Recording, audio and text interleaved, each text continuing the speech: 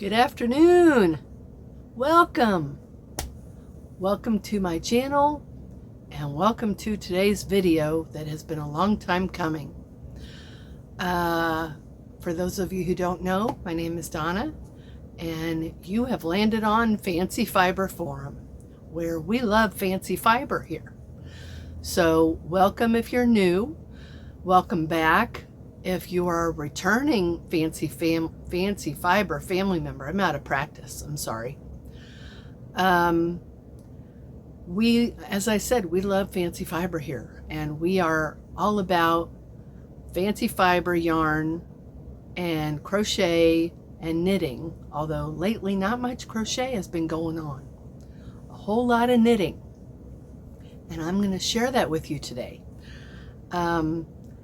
Because it's been such a long time, today might be a little bit of a lengthy video. I've got notes this time, so there shouldn't be much rambling at all.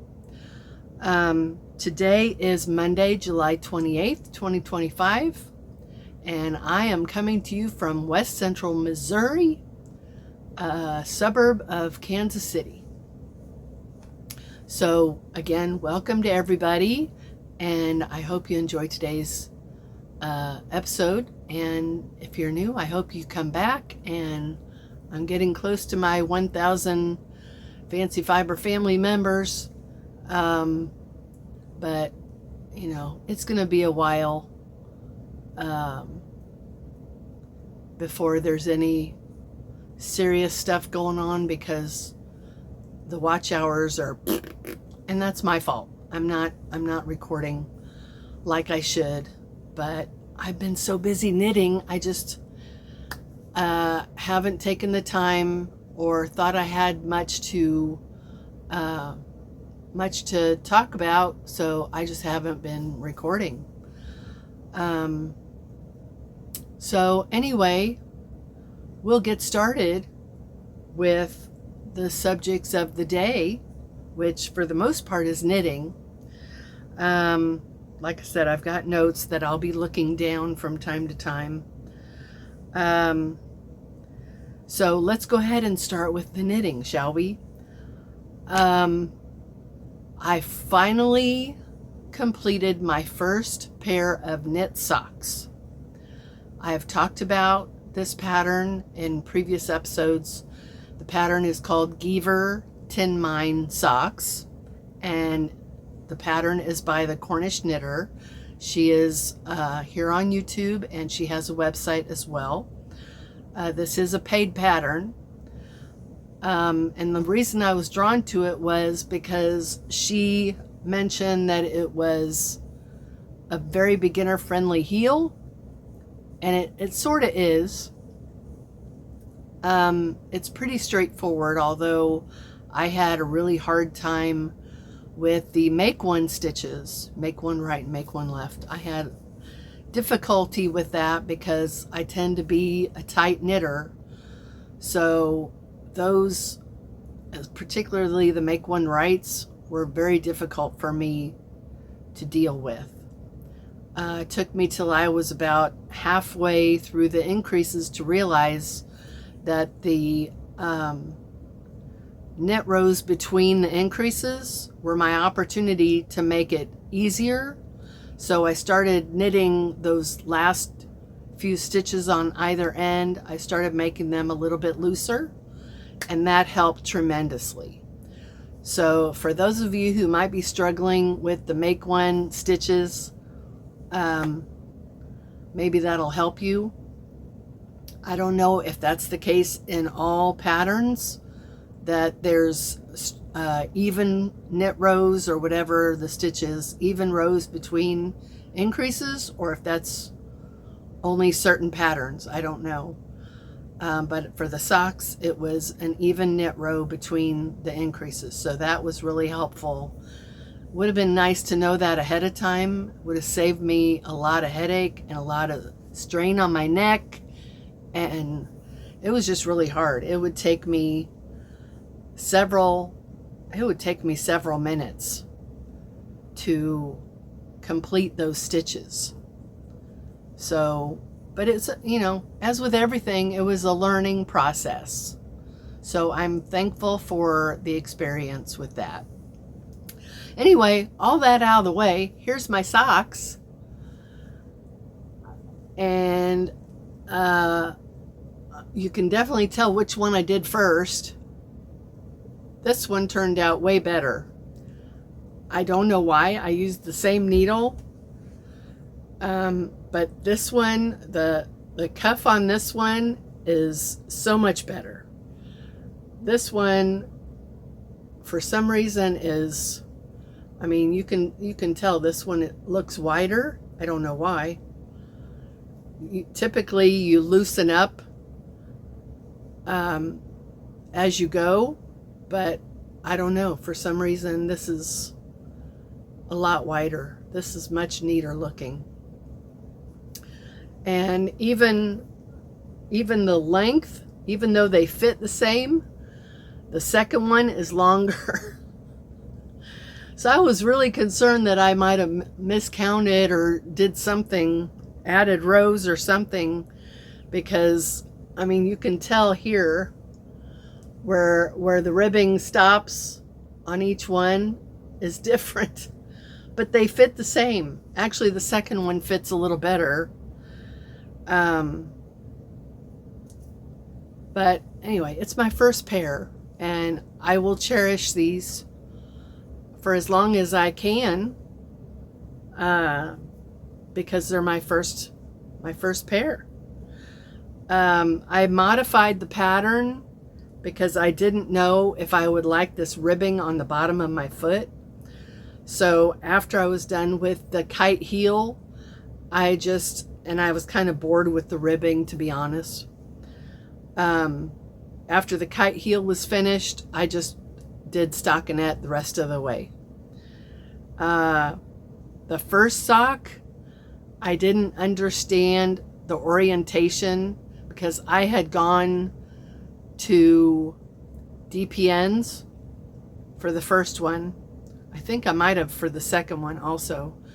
But I didn't know about the orientation of the needles.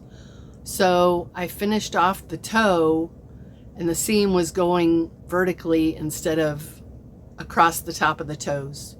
It was kind of going diagonally from front to back. I don't really notice the seam, which is good. But with the second one, obviously I knew that. So the second one is correct. So I'm thankful of that. I am thankful for that. So my first pair of socks, you guys, I never would have guessed. I never would have thought in a million years that I'd be, number one, knitting, number two, knitting socks and finishing them. So proud moment for this girl. I'm excited, and I want to thank all of you, or any of you who I might have reached out, you know who you are, to ask for help. Because that's important that we help each other out when we're learning something new, whether it be knitting, whether it be crochet, whether it be sourdough. So, you know, we should all be there to help each other when we want to learn something new. For me, I'm always happy to help. I'm always happy to help. So there's my socks. So I will put those aside. And next, I'm going to talk about, because we're talking about finished socks, I finished one of my son's socks. My son's pair of socks. I finished one. Finished it this past Saturday. And I looked at the calendar. It took me about 8 days to do one sock. Is that pretty typical? All my sock knitters is 8 days. Of course, I worked on it all the time. There was actually one point where I think, yeah, I'm pretty sure it was with this sock. I was working on it all day to the point where I had to take the next day off because I was getting like a numbness slash slight tingling, like nerve tingling in my forearm. And I was getting really sharp pains in my left thumb joint, sharp, really quick, sporadic lightning bolts in my thumb joint. So I said, I've got to take the day off. I've overworked my hands. I'm taking the day off. So I finished this Saturday, and despite a couple of holes where, and forgive me if I don't know the terminology right now. I mean, I'm still learning the terminology. So the holes where typically you see at the heel flap and gusset, I think that's right. I went in on the back side and I tried to stitch those shut. I probably should have put knots in there because I noticed one of the strands had come through the front. But they're secure. Nothing is going to unravel. So even if that yarn that I weave through to pull those holes shut, even if that comes undone, nothing is going to come undone. It's not going to fall apart. But I'll know on sock number 2 how to do this, how to do the gusset and the picking up of the stitches, because this pattern, this is oh, I didn't write it down. This is called My Favorite Vanilla Sock by Unapologetic Knitter. I knew it off the top of my head. And her heel flap is flanked on both sides by a garter edge. So I had to look up how to pick up stitches on the garter edge, number 1. Number 2, her instructions said, now mind you, this is my second pair of socks. I've already got one under my belt. I knew about picking up stitches on the side of the heel flap. I knew all about that. Her instructions said to pick up and knit. So I'm like, what? How do I pick it up and knit it at the same time? That threw me. So as a new knitter, I'm taking these patterns, written patterns, very literally, because I don't know. I don't have enough experience to know. So that's what I did. And I know I did it wrong. I know now I did it wrong.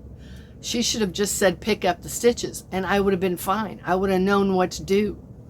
And then you knit it when you come back around. But I thought I had to pick them up and knit them at the same time.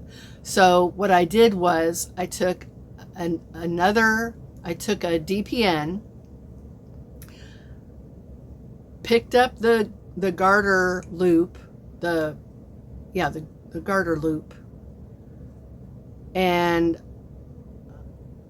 then wrapped my working yarn around that DPN and knitted it. Well, that ended up making the stitch twisted.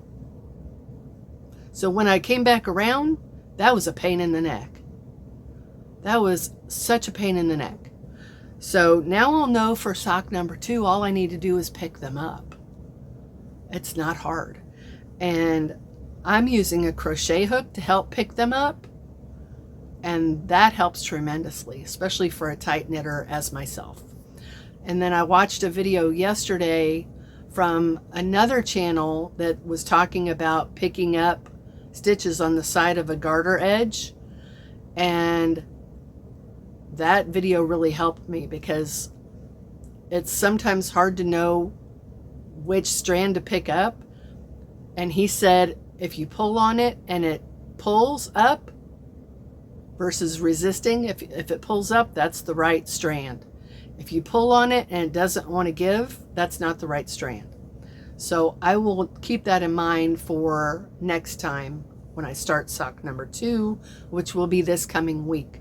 I'm supposed to be getting a new needle that should be helpful to do sock number 2, because on this one Let me show it to you, by the way. Quit talking. Okay, there's the cuff. And there's the sock. See that garter edge?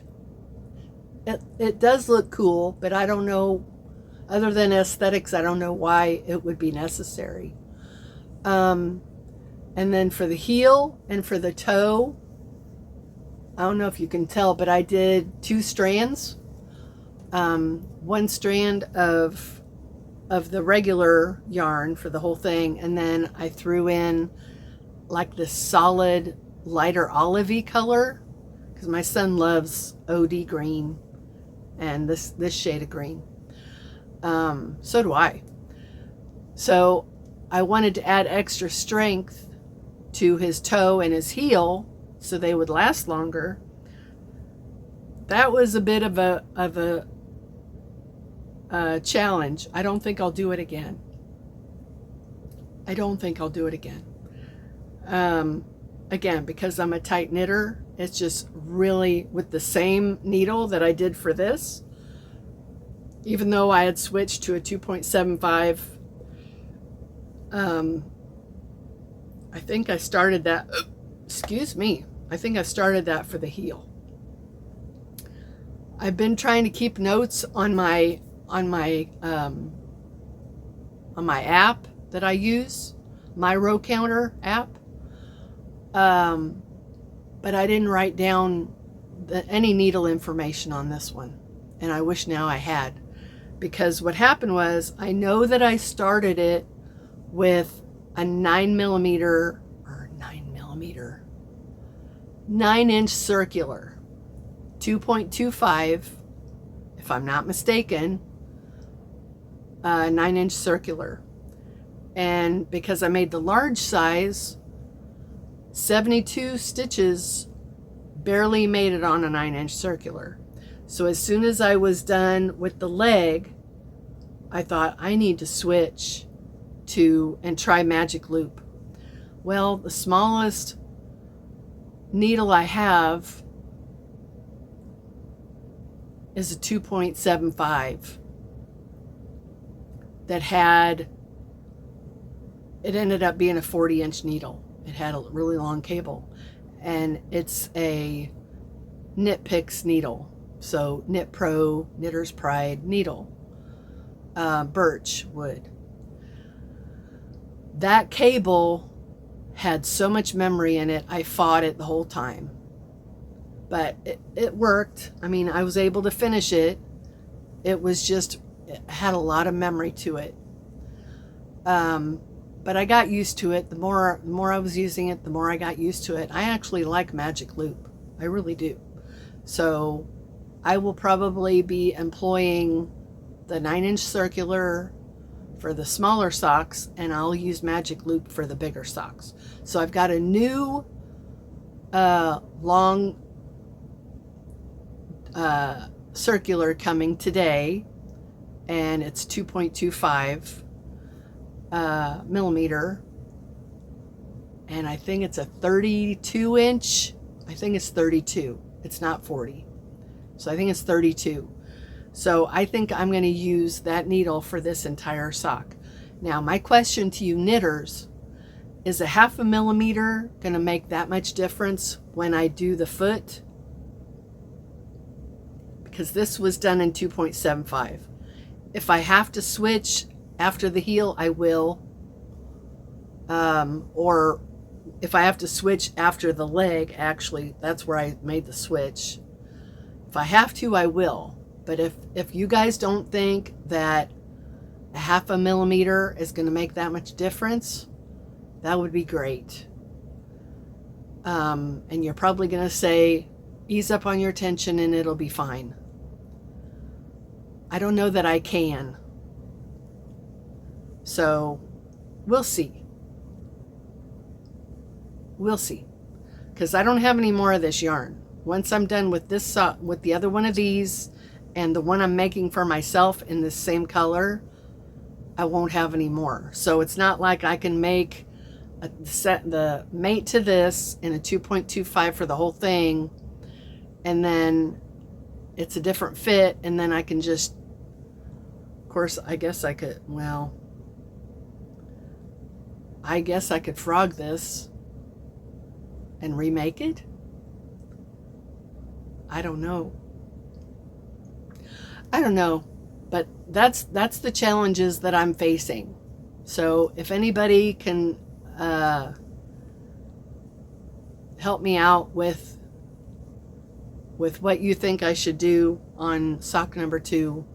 Anyway, this one was the Crazy Sock Lady pattern, because I didn't care for, or no. This is the Unapologetic Knitter. Sorry. This is the Unapologetic Knitter. But I did the Crazy Sock Lady toe, because the Unapologetic Knitter toe was 5 points converging, and then you Kitchener the last 20 stitches, I think. I didn't like that. So I did the regular, I don't know what shape you call this, but as you can see, I've got a little doggy ear here, and I don't know why that happened. He says that he doesn't feel it, so that's good. But all the other Kitchener stitches I've done have turned out smooth as glass. But I think maybe I wasn't tightening enough, because that normally doesn't happen. Normally. And I've done Kitchener. I did Kitchener on the blue ones, and I think that's the only Kitchener experience I have. But it's not hard. It's not hard at all. So anyway, there is my son's sock number 1 of his pair, and I'll be starting the second one probably later this week. I get the needle today. I might start it today. We'll see. So there's that. And by the way, the yarn that I used is from Knit and Crochet, or KNC, which was a Joann's brand. And this is called Leafy Green, I believe. And it's just beautiful olivey greens and dark greens and lighter green, just beautiful.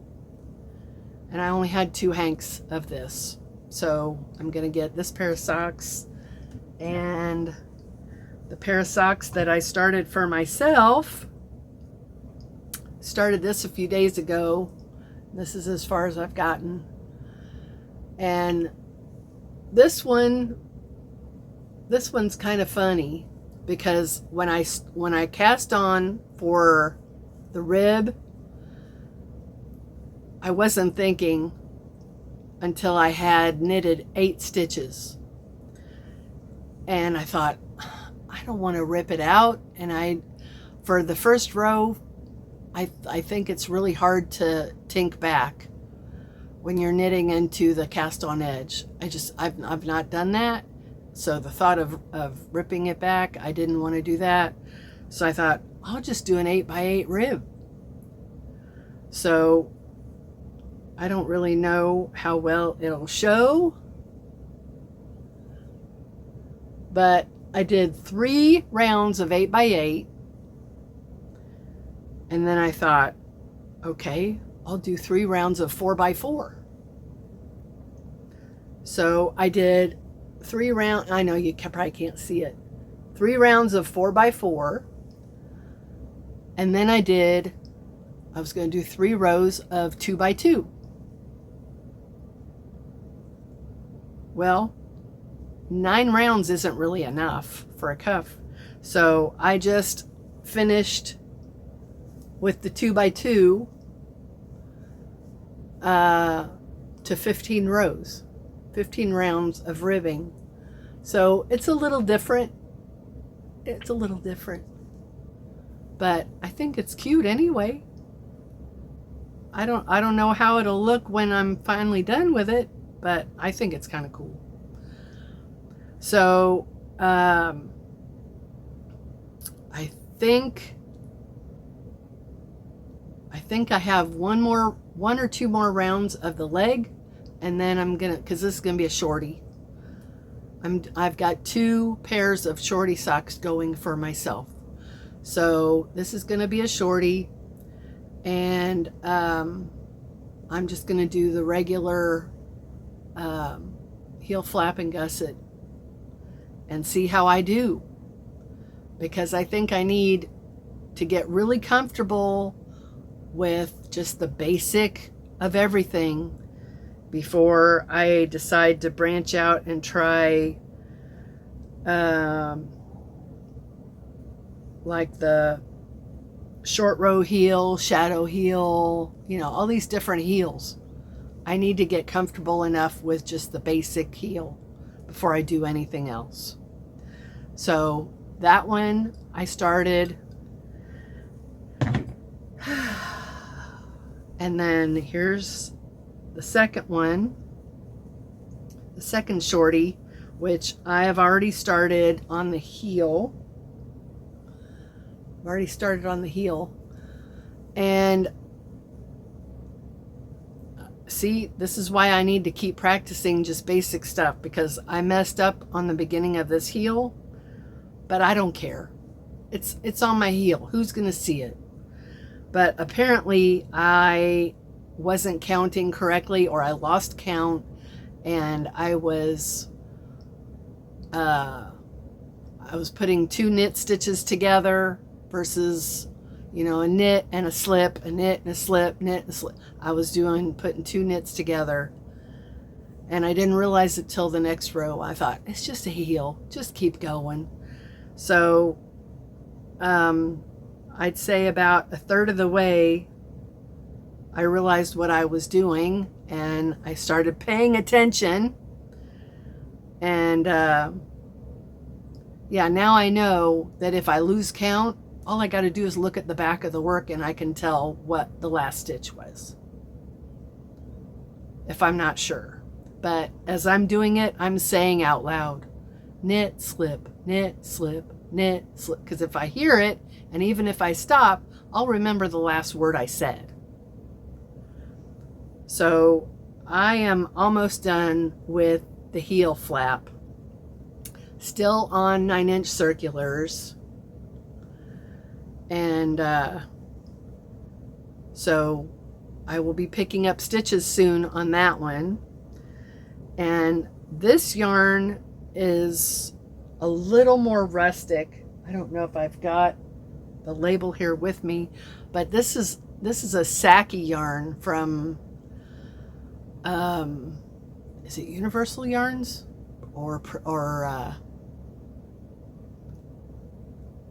Plymouth Yarns? I think it's a Plymouth yarn. Saki, S-A-K-K-I. And this has a little bit of mohair in it, which I don't know if you can see the fuzz. There's a little bit of fuzz that doesn't really bloom till after you've worked it. So I was going to sell this, but I already had it caked up. So I thought, I'm going to see how that works up as a sock. And it's super cute. It's really cute. And this one I did a 4x4 rib. So that's going to be cute. And this is I think this is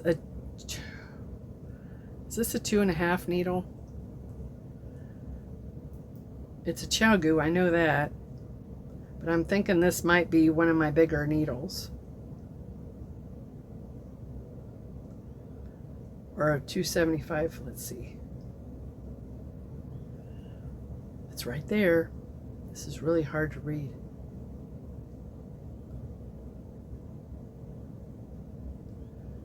Two and a half, I think.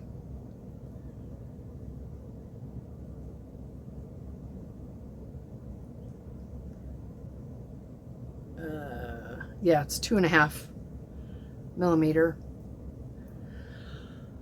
Because that's what I had free at the moment. So That's my second shorty sock. So I am super excited about making myself socks and getting comfortable with making socks, because you guys, I think I'm going to really like making socks. I hope so, because what a great gift idea. Oh my gosh. I can knit socks for all my sisters. By the way, did you see my new sign? There's my thumbnail. Yeah, what a great gift idea. My daughter, my grandkids, my sisters, my friends. Oh my gosh. What a great gift it is to be able to knit socks and love doing it. I'm hoping that I love doing it, and I'm hoping that my hands cooperate, and yeah. It's hard to put it down. You know, it's really hard to put it down when you really get excited about wanting to make something. It's hard to put it down. So I have a whole bin over here of just sock yarn, and I went through all of my fingering weight yarn and pulled out everything that's sock yarn, meaning it has some amount of nylon in it, preferably 15% nylon. I asked my friend Joyce, if it only has 5% nylon, is that good enough? Well, yeah, you can use it, but it's not going to be sturdy enough to last very long if you wear your socks really hard. So I probably wouldn't use that yarn for a man, or for someone that's just really hard on their socks. So I put that back in with the rest of my fingering weight yarn. I've got a whole little cubby just for sock yarn. So I've got it made. I've got it made to make socks, and I've got plenty of needles. If I like this ChowGoo 34-inch needle, circular needle, I may order another one, because I'm gonna try from start to finish to do a whole sock on magic loop. I think I can. I got used to it, and it's really very easy. It really is very easy. And I think it's a little bit easier on your hands. Although I don't mind doing 9-inch, I really don't. But we'll see how it goes once I get to the more challenging parts of this sock. Particularly the gusset portion. We'll see how that goes. I may end up having to switch to the longer circular and finish this pink sock with the magic loop. We'll see. I'm going to try to do the whole sock with 9-inch. Yeah, I'm going to try. We'll see how it goes. Okay, so the other project that I have going in knit is a shawl, and I haven't picked it up in quite a while because I've been concentrating on socks. So I started the Pink Panther shawl, and this is as far as I've gotten, and I'm using a Madeline Tosh. Yeah, I think this is Madeline Tosh DK yarn. And isn't that pretty? That's really pretty. But yeah, that's as far as I've gotten. I'm gonna have to work on that sometime soon. And then I've got all this yarn in here that I don't need to have in here. And then of course here's that can't think of the name of it now. This is that first shawl that I made, and I haven't picked it up either in a while. This is the one that I finished for my sister. This is just a really easy shawl. I can't think of the name. Something to do with a river. Butterfly.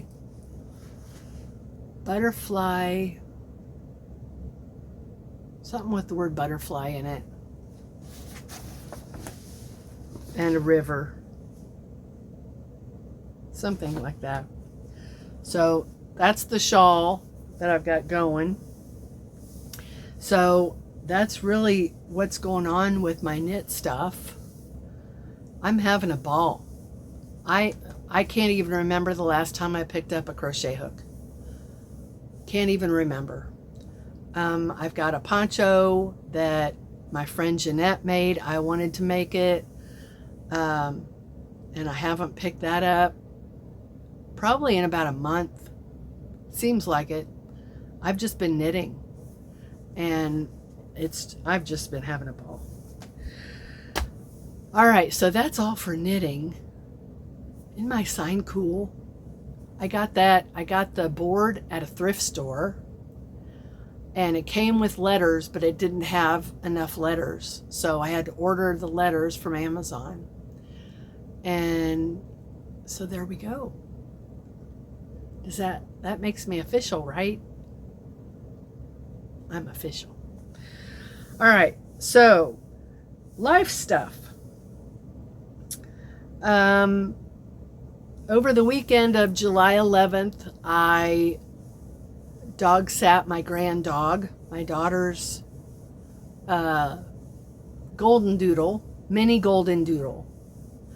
You guys, he's the best dog. He's such a good puppy. I can't believe he's such a good puppy. Yeah, he put Bean to shame. But I was ready to let him go. I was ready to let him go home because, you know, that's a lot of responsibility to take care of a puppy. And I had to take care of him because he had gone to get neutered that Friday. And my daughter was working over the weekend, and apparently nobody at her house wanted to take care of him. So he would have been stuck in his crate, you know, lucky to be taken out for a walk. Nobody wanted to take care of him. So that made me so sad and kind of upset at the same time. But, you know, it's not my deal. So I told her, just bring him over here. And the only hard part was, because he had stitches, I had to make sure that there was no roughhousing with him and Goober. And I knew that they would want a roughhouse. So it was really difficult to keep them apart. So I have this huge extra large crate that was in the basement. I brought it upstairs, and that's where Jack slept at night. Oh my gosh, you couldn't ask for a better dog. He didn't mind being in his crate. He never made noise. I think he barked once while he made noise of some sort, one time in 3 days. One time. He's so quiet. For a moment there, I thought maybe he's deaf. But he's not deaf. I tested him. He's not deaf. But he's so quiet. You know, he goes in the crate. I had a big sheet to put over the crate because that's how they do it at her house. They have a cover over his crate. And he stays in there and he's quiet as can be. Unbelievable. She is so blessed to have that dog. He's going to be a great dog when he's an adult. He's going to be a great dog. He's a great dog now. So, anyway, he would sleep in the crate, and, you know, Goober would have the run of the house. And then the next day,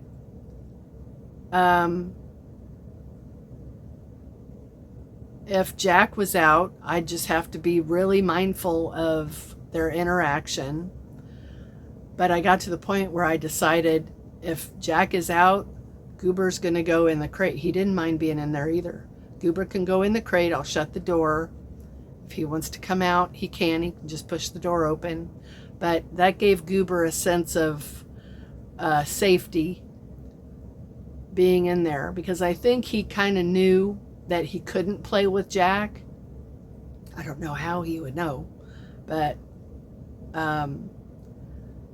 if he was if Goober was laying on the couch and Jack would come and get in his face, like Bean used to do, Goober would kind of lift his lip, and kind of not really snarl, but he would kind of let it be known he doesn't want anybody in his face. So that's when I decided, to trade them off back and forth between the crate. And that seemed to work really well. So when it came time to let him go home, I was happy to see him go. But on the other hand, I'm like, my daughter and my granddaughter are the only two that like this dog. I think my grandson is a little jealous. And then I don't know about the husband. I don't know why he doesn't want to help take care of the dog, but he doesn't. So anyway, that was done. And I hope he's doing fine now. I'm sure he is. So that was the weekend of July 11th. And nothing much happened after that until this past weekend. Actually, it was last Thursday. I had to look up the date to be sure, but I think it was last Thursday, the 24th. We had some major rain. I can't remember the last time it rained this hard. Oh my goodness. And it seemed to last for hours.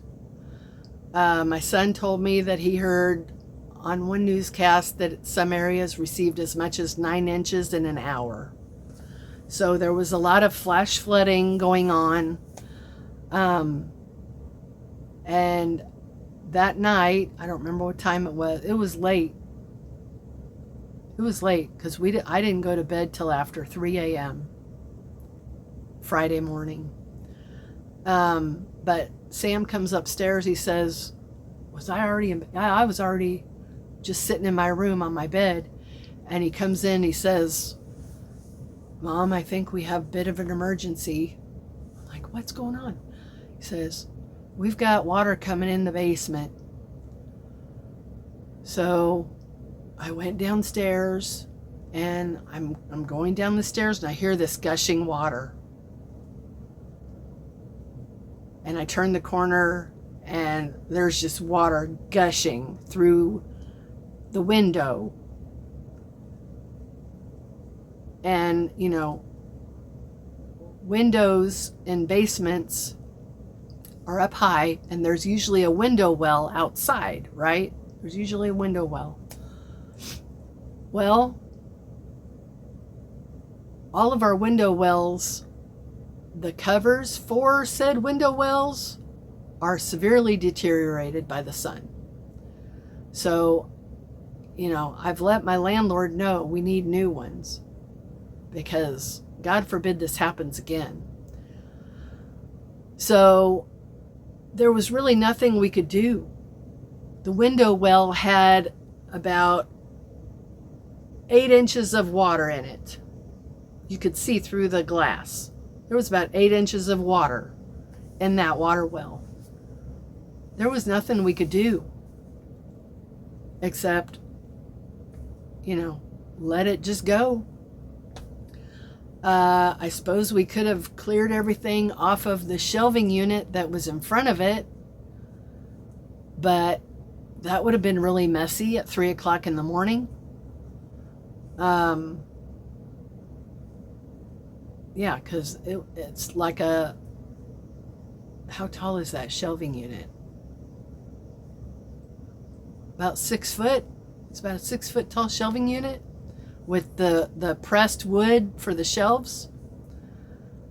And in hindsight, I think I probably would have chosen to take everything off the shelf and move the shelving unit out of the way.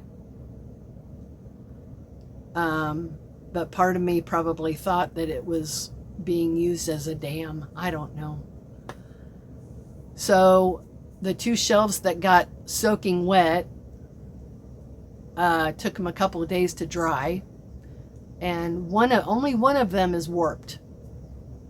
So it's probably the topmost shelf that got the most water that's warped. But it's just a shelf. It's okay. So anyway, the next morning the water had stopped. Luckily the floor drain accommodated all of the rain. So thank goodness for that. So it didn't really flood down there, but it could have if that drain hadn't taken care of all the water. So the next day, we took everything off the shelf. Everything was ruined. Just about everything on that shelf was ruined. I had a box that contained almost all of my sourdough bannetons, including some wood pulp bannetons, which are pretty pricey. They're like $30 bannetons. And just in a matter of 12 hours, they were ruined. They already had started to grow mold. I don't know how that happens in only 12 hours. But, yeah. So all those had to be thrown away. Broke my heart. But, you know, they're replaceable. I don't need that many bannetons anymore.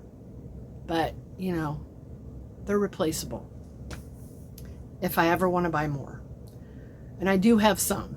And I don't do that much sourdough baking anymore. So, oh well. So yeah, the Lord saw to it that I did some purging of stuff that's been in a box for the last year and a half. So it went. Paperwork, I don't even know what was in the, I don't know. But it all went. So the shelves dried. We put the shelf back yesterday, put the shelves back on, or one of them. The other one that's warped we have on the floor with some weight on it, hoping that it will flatten out. But yeah, that was an experience. I've never experienced that level of water coming into a basement. It was like a waterfall. So once the water was done, I think must have been Saturday, Sam went to the hardware store and got some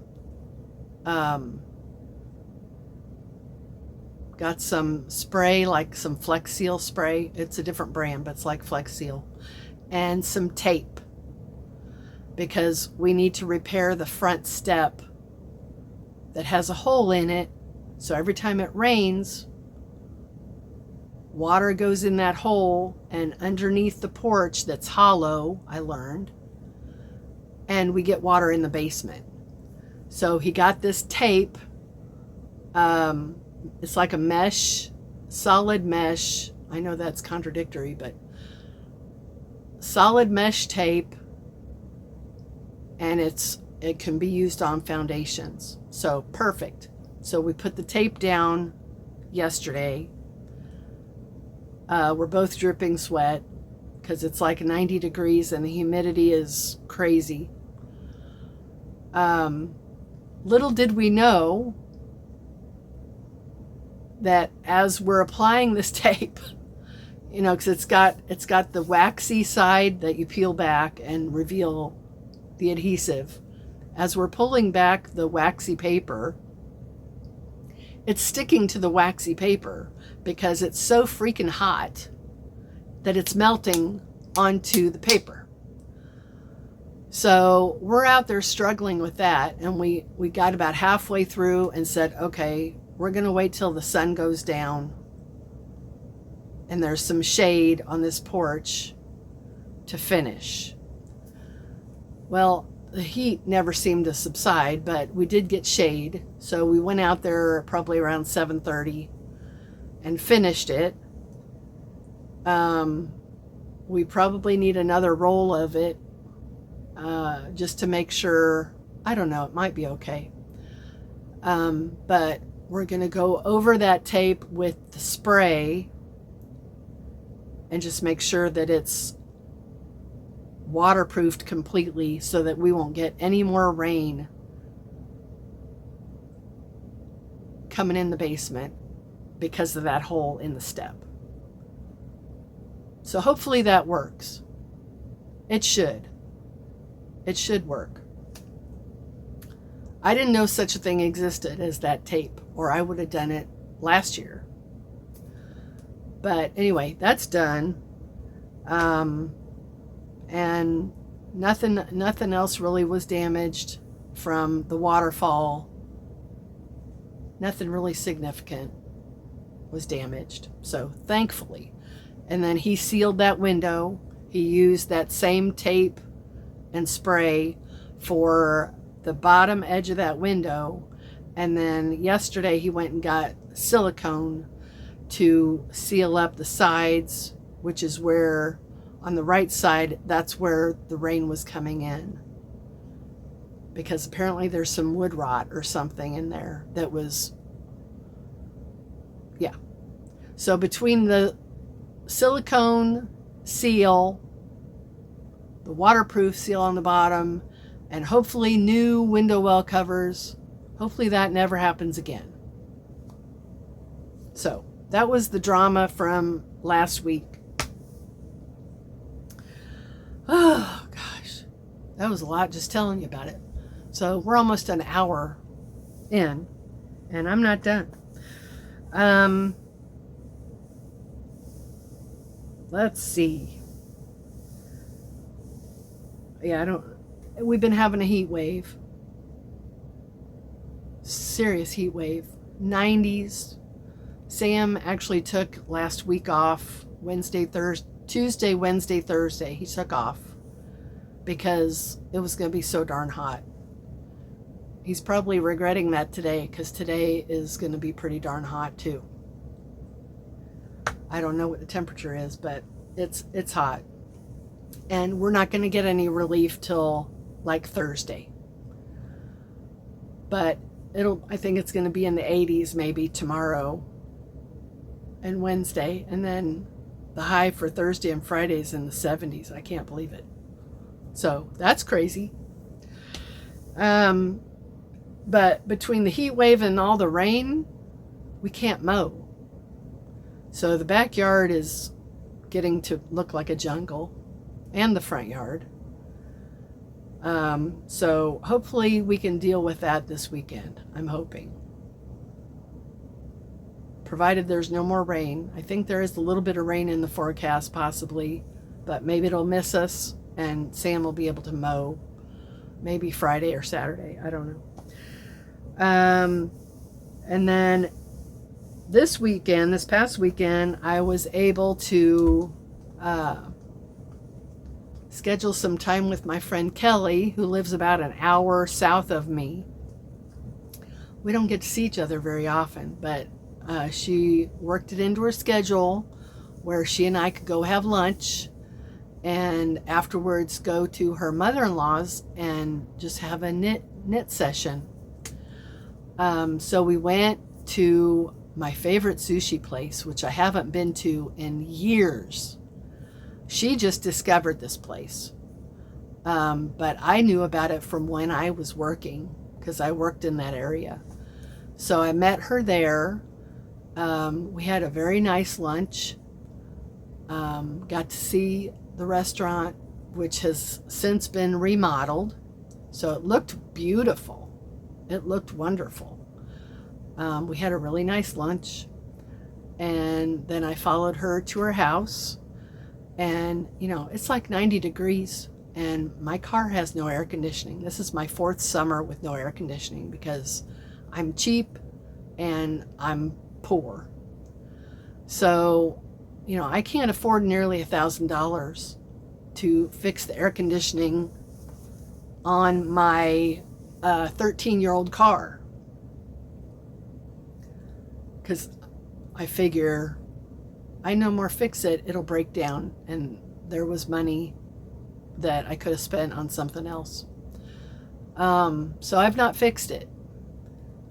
So I pretty much stay home in the summertime, especially if it's really hot. So, I wanted to see her.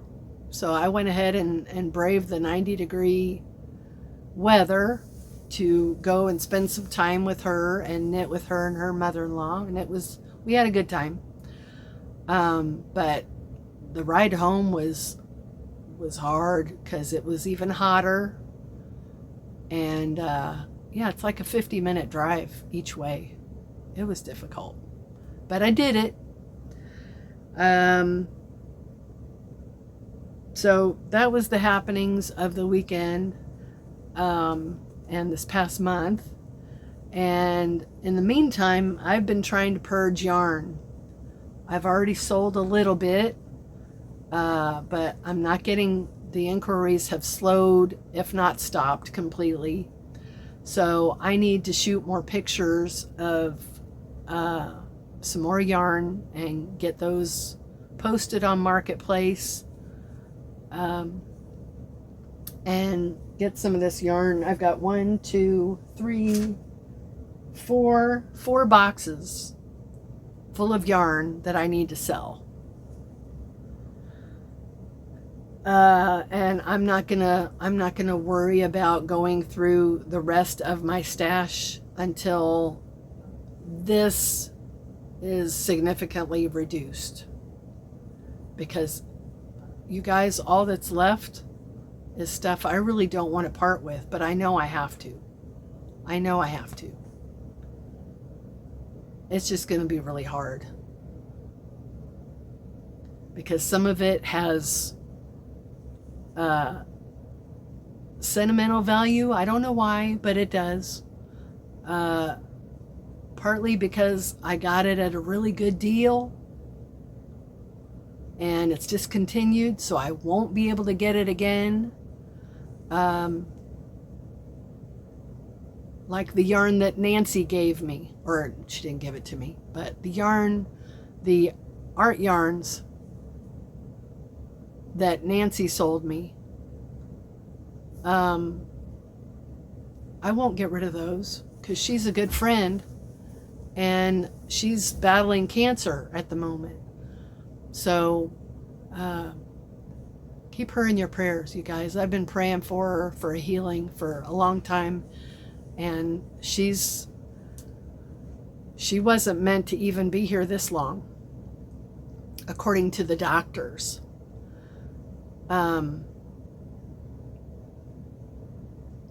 So who knows how much more time she has.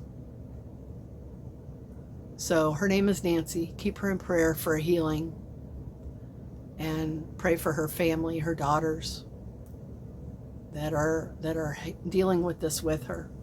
But I won't sell that yarn. There's no way I'll sell that yarn.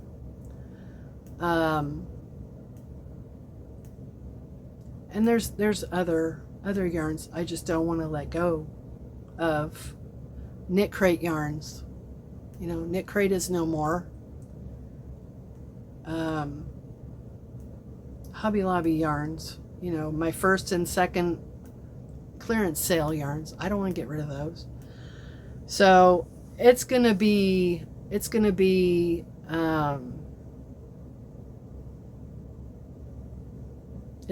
painful to go through some of this and decide to let it go to another home. But I need to, because the Lord has convicted my heart of all this. Of course, I'm not consuming anymore. I'm not buying anymore. So he convicted me of the overconsumption. So I'm not buying anymore. I can say that with 100% certainty. I'm not buying anymore. And so, yeah, I'm not buying any more. That's not to say I wouldn't accept any as a gift. For instance, the Anzula that is at Knitcraft, that I want to buy all the rest of what she has. I'll just twist my son's arm and have him buy it for me for whatever reason. Which he did. He bought me 3 for my birthday. Anyway, so I'm still purging. I am still purging. So I guess that's all that's been going on. I've got a couple of dog sitting gigs coming up in September and October. Other than that, there's not much going on. So we're at an hour. I'm going to go ahead and close this. I appreciate each and every one of you, especially if you've watched me this long. I appreciate you so much. And sorry that it's been so long. I will try to do better. And but you know what? All I want to do is talk about knitting. I just want to talk about knitting. All the videos I'm watching tons of sock videos. Oh my goodness. So many sock videos. And pretty much all knitting stuff. So that's been fun. I've really enjoyed that. So comment below and let me know what you're working on, if you knit or crochet or both, or what other fiber art you do. And before I let you go, someone else to keep in your prayers. Keep Yvonne in your prayers. She's up in Manitoba. They've not had any rain. They're still dealing with fires around in the area. And they've had no rain where she is. She says her grass is very crispy.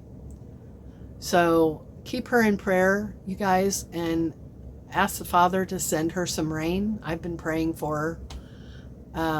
And just pray that those fires get under control, and that the Lord sends some rain to that region of Manitoba. And I think there's other fires in other provinces up there. So keep her and all of those in Canada in your prayers. Let's